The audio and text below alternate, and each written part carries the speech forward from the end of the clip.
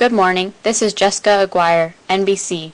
First we have Haley Niemi reporting from Kansas. If you didn't know already, America, we are deeply overfarming our Great Plains. For years in grasslands, we have only been planting wheat, when we should also be planting grass to equalize the amount of crops that are being planted. The large amount of wheat in the Great Plains is a huge factor in our current dust bowls. These dust storms are tearing families apart when family members get dust, pneumonia, and other diseases. Men give up on farming and head west so they don't have to see their wife and children getting skinnier. Knowing that his stubbornness brought them to where they are because he didn't want to give up on the farm until it was too late. He was feeling the blame. Men only know how to grow wheat because during the war the whole country wants wheat, and more wheat. This wheat gets shipped to the men fighting for our country.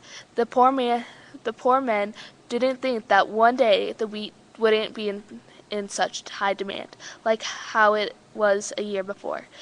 They will go out and buy farm equipment on loans because they got so much money for one bushel of wheat. The sad reality is that soon after the war ends, the high demand for wheat will plummet, leaving men to continue producing wheat without being paid as much. The land is already overfarmed, but now they have to compensate for the money they lost. The ground continues to dry out. The Great Plains are already windy, but add some dust from the farmed land, and you will have a dust storm on your hands.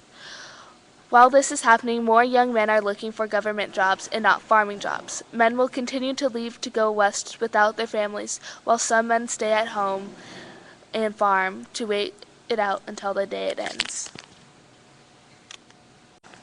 Do you want to be with the in crowd? If you do, you should buy Snickers. Everyone that is anyone buys the mouth-watering Snickers. Britain calls it the marathon candy bar because with Snickers you can be in the in crowd and run a marathon all at the same time. Who doesn't want to do that? If you love peanuts, you'll love Snickers because it takes a ton of peanuts to make multiple Snickers. You can find a Snicker bar at a liquor store, grocery store, and many more. This is Jerome Sanchez reporting to you all the way at Oklahoma. I'm standing in the middle of the plains and I don't see any plants.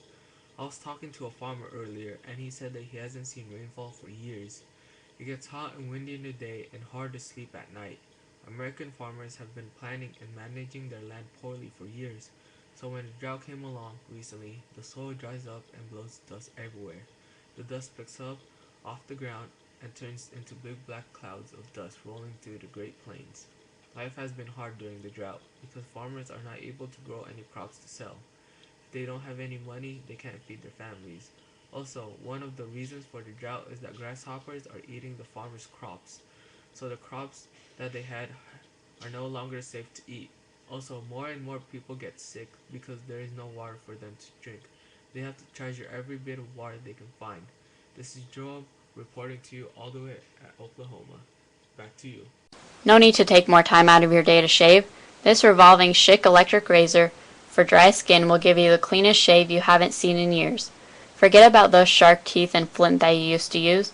When No Shave November is over and Christmas is around the corner, you will be able to achieve a fresh, clean cut. Melting ice is a way of the past, so hop into the future and go buy this Schick razor, a purchase you will not regret. No regrets. This is Michaela DiMartini reporting to you from San Francisco. The stock market crash of 1929 was a key factor in beginning the Great Depression. Although the stock market crash played a role in events leading up to the Great Depression, it was not the sole cause.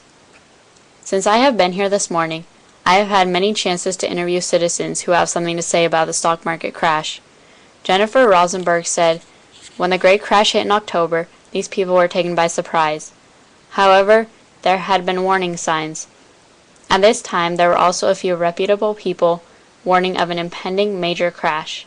However, as month after month went by without one, those that advised caution were labeled pessimists and ignored. Here, many people have been saying that they are losing millions of dollars in their stocks. Businesses have also talked with me about their companies losing their value and no longer being able to afford to stay in business. As you can tell, many people are upset about this devastating event which caused an economic devastation. The stock market crash was definitely a big factor in beginning the Great Depression." Reporting from San Francisco, Michaela DiMartini. Back to the desk.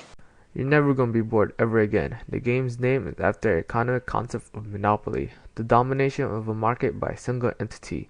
With this amazing game, everybody in the family can play, and you'll bring the whole family together. If you love to spend time with your family, hey, this is the game for you. Who doesn't want to do that? So go out and buy Monopoly today, and you'll enjoy every minute of it. This is Ricardo Puñal Lopez reporting to you from Washington, D.C. about how our government's bank failures caused this mess. This all happened because the economic depression deepened and it's happening right now. Farmers have less and less money to spend and town banks began to fail at dangerous rates. During the 20s, there were at least 70 banks failing each year nationally. After the crash in the first 10 months of 1930, 744 banks have failed. Overall, 9,000 banks have failed during the decade of the 30s. By 1933, depositors saw $140 billion disappear through bank failures. We had two banks in Gresham.